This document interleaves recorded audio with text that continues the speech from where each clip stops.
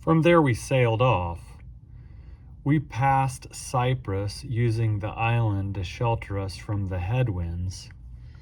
We sailed across the open sea off the coast of Cilicia and Pamphylia and landed in Myra in Lycia. We sailed along the coast. There the centurion found an Alexandrian ship headed for Italy and put us on board. After many days of slow and difficult sailing, we arrived off the coast of Cnidus.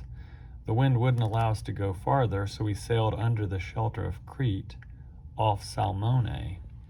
Much time had been lost, and the voyage was now dangerous, since the day of reconciliation had already passed.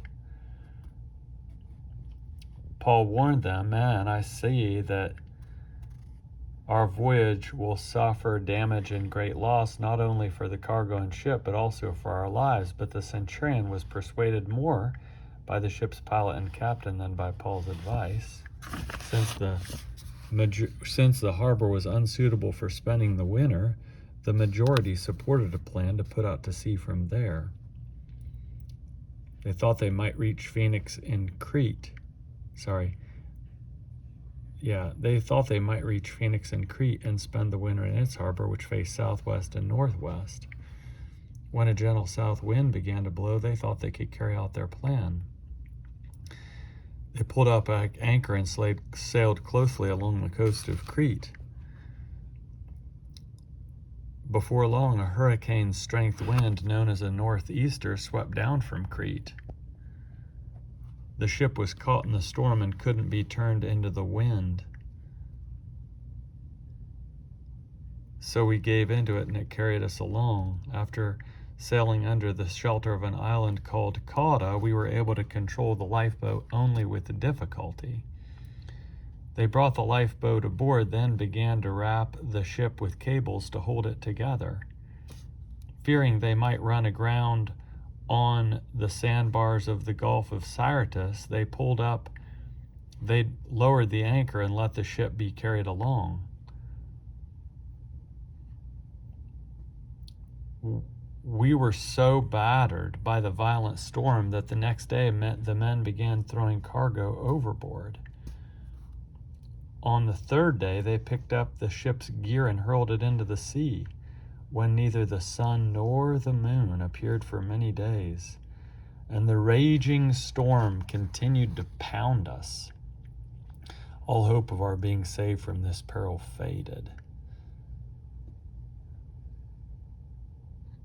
For a long time no one had eaten. Paul stood up and said to them, "Men, you should have complied," stood up among them and said, "Men, you should have complied with my instructions not to sail from Crete. Then we would have avoided this damage and loss. Now I urge you to be encouraged. Not one of you will lose your lives, though we will lose the ship. Not one of your lives will be lost, though we will lose the ship. Last night an angel from the God to whom I belong and whom I worship came and stood beside me. The angel said, 'Don't be afraid, Paul.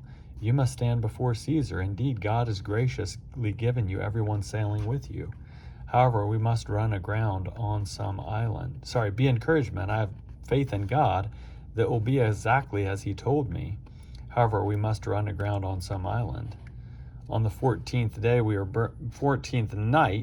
we were being carried across the Adriatic Sea. Around midnight, the sailors began to suspect that land was near. They dropped a weighted line to take soundings and found the water to be about 120 feet deep. After proceeding a little farther, we took soundings again and found the water to be about 90 feet deep. Do you guys notice that? They dropped a weighted line. We took soundings again. So it's like they, and then Luke joins in. We took soundings again and found the water to be about 90 feet deep.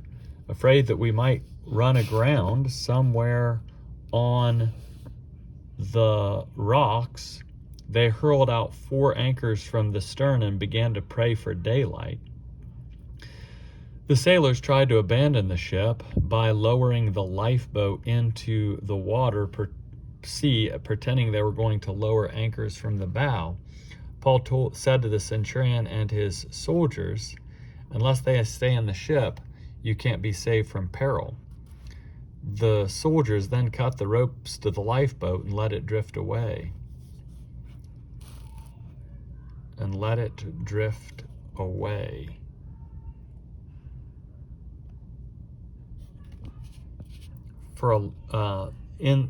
Just before daybreak, Paul urged everyone to eat.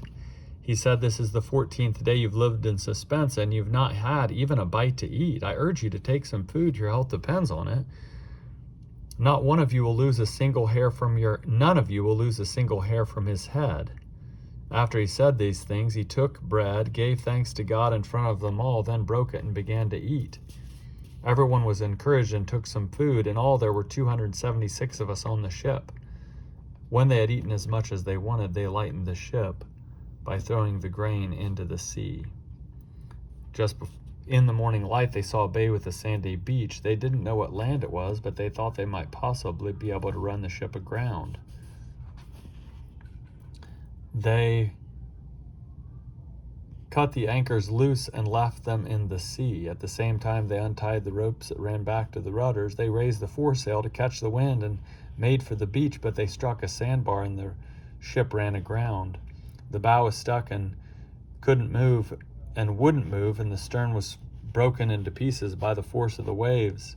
The soldiers decided to kill the prisoners to keep them from swimming to shore and escaping. However, the centurion wanted to save Paul, so he stopped them from carrying out their plan. He ordered those who could swim to jump overboard first. He ordered the rest to grab hold of planks or debris from the ship. In this way, everyone reached land safely.